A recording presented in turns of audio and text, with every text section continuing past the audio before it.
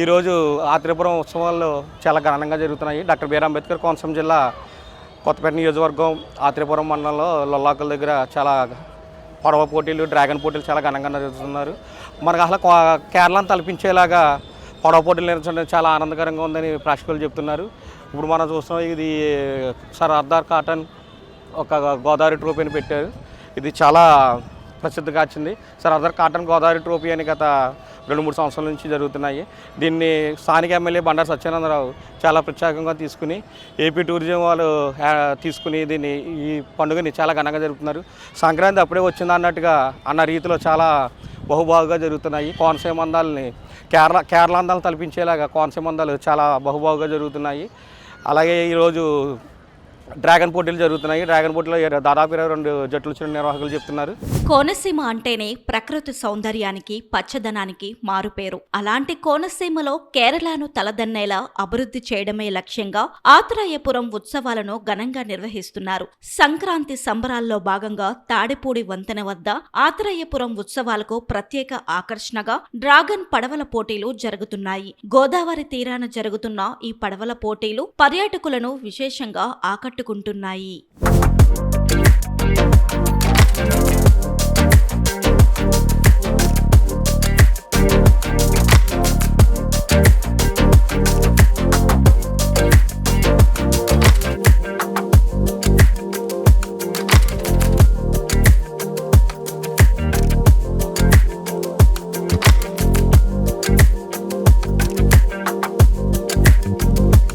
మేమైతే రాజమండ్రి నుంచి వచ్చాము ఆత్రేయపురం వరకు.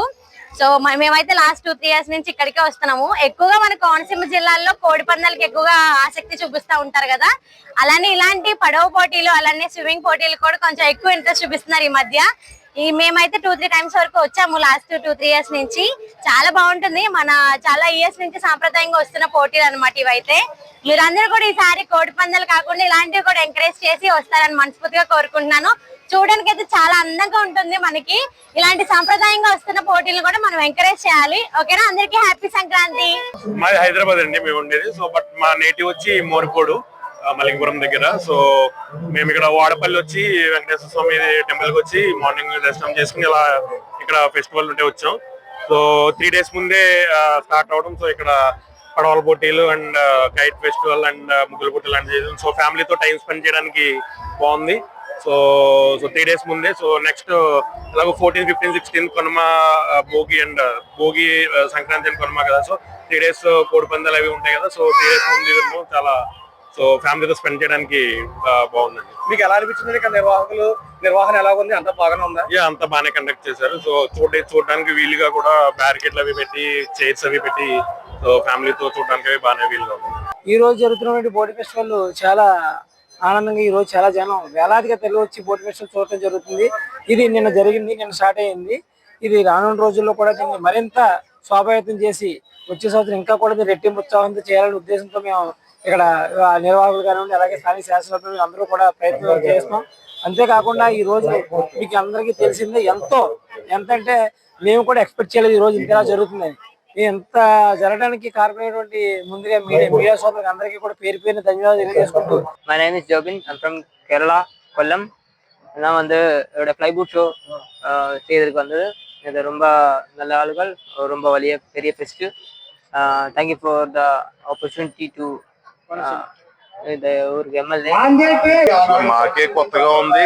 ఇంత జనం ఇక్కడికి వస్తారని మేమే ఊహించలేదు. కానీ మేము ఊహించిన దానికన్నా రెట్టింపు 3 రెట్లు జనం ఈ రోజు ఇక్కడికి వచ్చారంటే అసలు ఇది ఎంత సక్సెస్ అయిందో మాకే అర్థం అవుతుంది.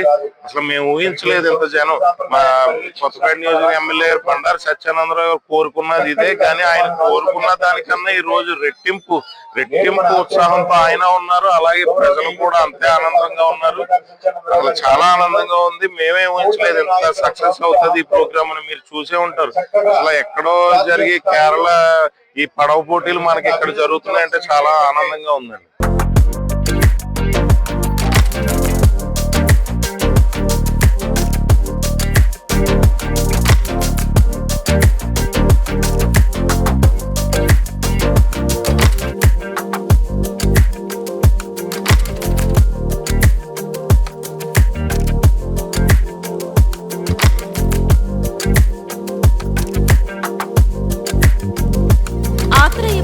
కేరళ తరహాలో పడవల పోటీలు నిర్వహించడం ఎంతో ఆనందదాయకంగా ఉందని ప్రేక్షకులు తమ సంతోషాన్ని వ్యక్తం చేస్తున్నారు. పర్యాటక ఆకర్షణ మరింత పెరగాలనే ఉద్దేశంతో ఇలాంటి కార్యక్రమాల కోసం అనేక ప్రణాళికలు రూపొందిస్తున్నట్లు నిర్వాహకులు తెలిపారు.